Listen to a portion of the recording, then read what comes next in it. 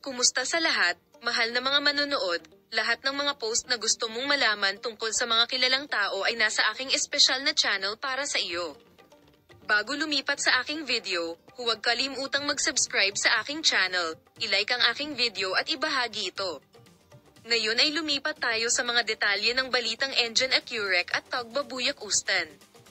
Si Tagbabuyak Ustan, isa sa mga sikat na artista ng mundo ng magazine, ay gumawa ng isang taus-pusong pahayag sa pahayagan upang wakasan ang matagal ng tsismis at haka-haka. Ang pahayag na ito ni Tagbabuyak Ustan ay nagdulot ng malaking sorpresa sa kanyang mga tagahanga at tagasunod ng magazine. Narito ang mga detalye.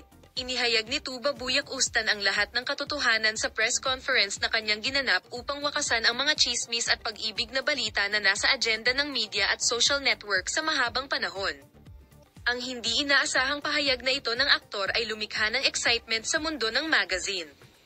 Si Tagbabuyak Ustan, isa sa pinakakilala at matagumpay na aktor ng Turkey, ay nakakuha ng malawak na fanbase sa pamamagitan ng pagsali sa maraming proyekto sa buong karera niya.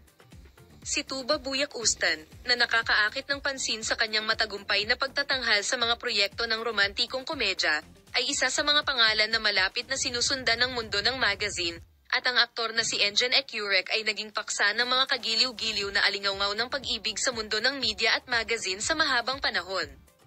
Ang mga post at pagpapakita ng dalawang klase sa social media ay naging palaging pinag-uusapan sa mundo ng magazine. Ang pangunahing layunin ng press conference na ginanap ng Tagbabuyak Ustan ay upang wakasan ang mga tsismis sa pag-ibig at mapanlinlang na balita sa media.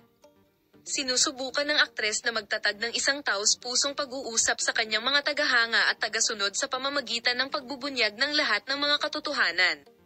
Si Tagbabuyak Ustan, na niyakap ang mikropono ng may pananabik sa pagbubukas ng press conference, ay nagsabi na ang lahat ay kasinungalingan, kung ano ang nangyari at kung ano ang nakasulat ay ganap na walang batayan, at binigyang diin na ang mga alingawngaw ng pag-ibig ay hindi totoo. Paliwanag ng aktres, mas pinili nilang manahimik ng matagal sa harap ng mga tsismis sa pag-ibig. Aniya, ang pananahimik na ito ay nilayon upang maihayag ng malinaw ang mga katotohanan at gumawa ng mga tamang hakbang hinggil sa kanilang relasyon. Dear viewers, nagpapasalamat ako sa inyong lahat sa panonood ng aking video. Ibabahagi namin sa inyo ang mga development sa paksa. Palam.